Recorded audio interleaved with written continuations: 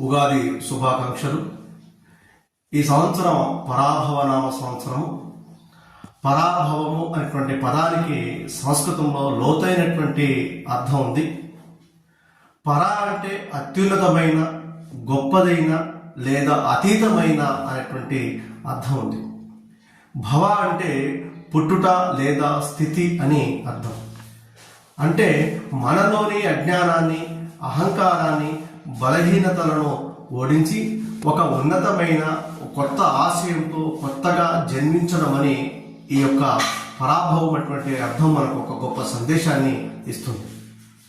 కాబట్టి అందరూ సుఖ సంతోషాలతో వర్ధిల్లాలని, అష్టైశ్వర్యములు వారికి కలగాలని ఆ లక్ష్మీదేవి గారిని ప్రార్థిస్తూ అందరికీ మరొక మారు పరాభవనామ సంవత్సర శుభాకాంక్షల్ని తెలియజేసుకుంటున్నాను. ఇట్లు మీ డాక్టర్ వి భానుచందర్.